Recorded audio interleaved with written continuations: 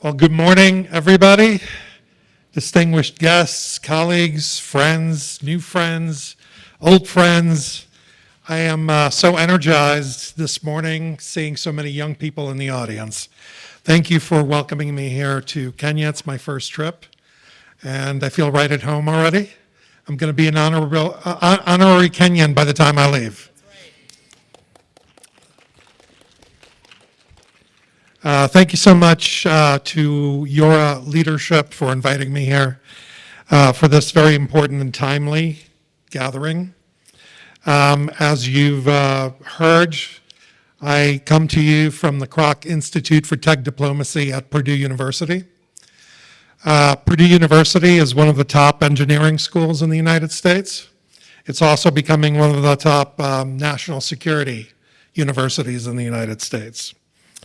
And I'll tell you just a few data points about Purdue. And every time you hear Purdue, you should pay attention because Purdue University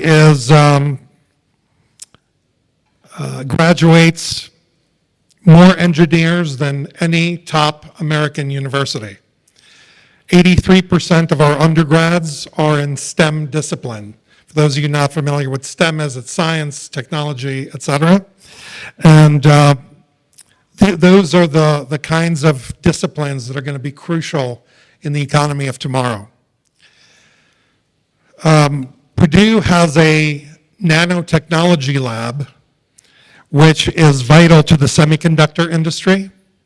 It rivals top commercial chip fabrication facilities and something very few universities in the world can match. And finally, Purdue is called the cradle of astronauts because we've graduated 30 American astronauts, including the first man to walk on the moon, Neil Armstrong. So technology, science, innovation, all of those things are in our DNA. Now, the Krach Institute itself is focused on tech diplomacy. And I feel like I should explain what that means. It sounds great, but if you go around the world and you talk to leaders, political leaders, economic leaders, innovators, average citizens, you understand that nothing happens today or will happen tomorrow without technology. And it is the key to growth, personal growth, business growth, and national growth. So tech diplomacy is a new category of diplomacy that recognizes the central role of technology in international relations and modern relationships. Tech diplomacy combines tech expertise, Silicon Valley business strategies, and foreign policy tools to ensure that technology advances freedom.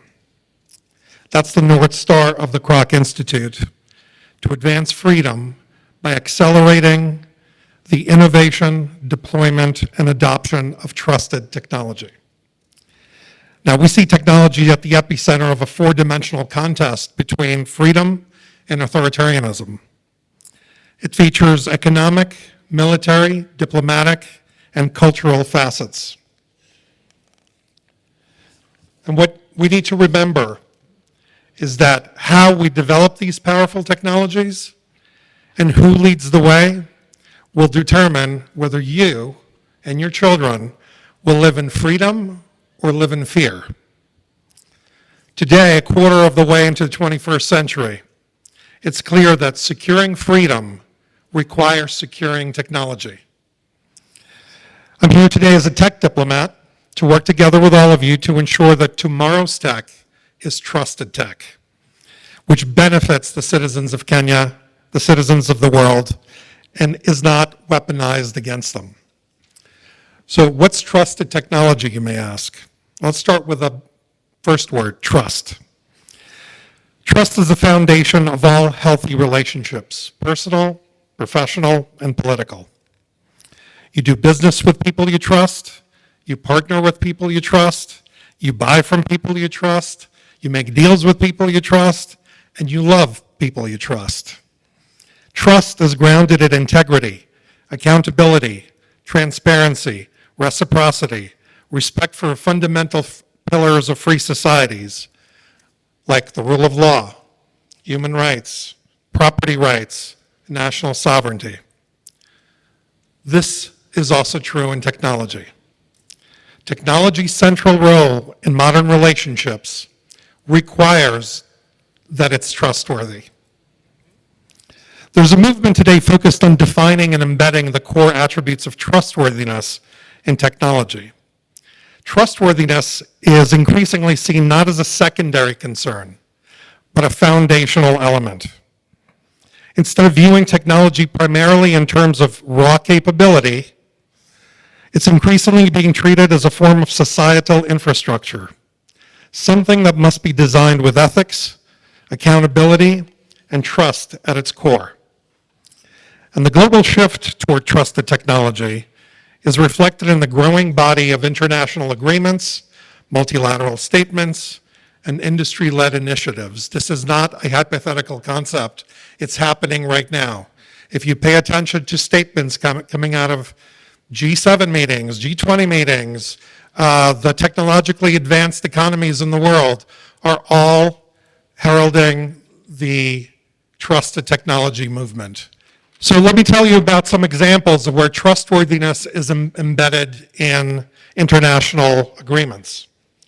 The OECD principles of AI call for AI systems that are, quote, trustworthy and respect human rights and democratic values. The G7 Hiroshima AI process emphasizes the need to build, quote, trust in AI through risk-based regulation and transparency. The EU-US Trade and Technology Council reiterates a shared commitment to, quote, trustworthy digital infrastructure. The Quad Principles in Technology calls for technologies that are, quote, trustworthy, secure, and resilient. So this is not me just telling you this. This is already the reality, and it will be the reality going forward for your generation and onward. It's not just governments that are saying this. The private sector is doing it too. Microsoft aims to, quote, protect democratic processes with trusted technology. And trusted cloud principles signed by leading cloud providers, including Amazon, Microsoft, Google, IBM, commit to maintaining, quote, trust in the cloud ecosystem. The Cybersecurity Tech Accord signed by over 150 companies affirms the need to, quote, improve the security, stability, resilience of cyberspace to foster user trust. Across sectors, the message is clear. Trust is not an abstract ideal, but a strategic imperative embedded in the governance of digital systems. Making tech trustworthy is the job of innovators, entrepreneurs, and lawmakers. It's an all-of-society effort. That's why the Krach Institute is focused like a laser beam on bridging the divides between all of these stakeholders to ensure everyone works together to engineer the future. Let me tell you about some of our major lines of effort: education, legislation, and standard setting. First, education. As I boasted earlier, Purdue University is one of the top schools in the United States. We have built on the DNA of Purdue University and created the world's first Tech Diplomacy Academy. It's an online platform to equip government, business, and citizen leaders with the knowledge and tools to compete in the new tech age. The Tech Diplomacy Academy is already being used by U.S. State Department, U.S. Commerce Department, NATO, companies like AWS, Deloitte, supply chain and project management professionals, and trade groups all over the world. In fact, YORA has deployed the Tech Diplomacy Academy to more than 300 students here in Kenya, and I hear the response has been incredible. So thank you, YORA, for doing that. We also focus on legislation, helping government officials understand the advanced technologies of tomorrow, like AI, 5G, 6G, Semiconductors, quantum, biotech, energy, robotics. I heard agritech, fintech, all of those things, so that your government representatives can make informed policy choices when it comes to a tech-driven economy. And you can't legislate what you don't understand, which is why it's really important that technology understanding is not just for engineers and innovators, it is for all decision makers. That's why Krach Institute is leading the creation of trusted tech caucuses around the world. Now, what's a trusted tech caucus, you may ask? Well, trusted tech caucuses typically are government working groups. They're made up of lawmakers from different parties who recognize the impact of advanced technologies, and despite disagreeing on perhaps every other issue, they work together to ensure they get this issue right because it's that important. And I'm thrilled that later today, together with the Council of Governors, we'll be announcing the establishment of a trusted tech caucus here in Kenya, the first such caucus in Africa.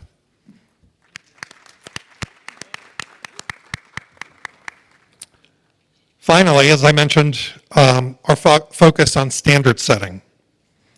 Today's supply chains are increasingly fragmented due to geopolitical and other disruptive forces. Companies have to navigate a patchwork of standards, struggling to come up with practical, efficient models that make their lives easier. The answer is not another technical standard, but a trustworthiness standard. Recognizing this, we at the Institute have launched something called the Global Trusted Tech Standard, or XGTT. The objective of the XGTT standard is to establish a credible measurement system of technological trustworthiness by layering democratic values over technological criteria.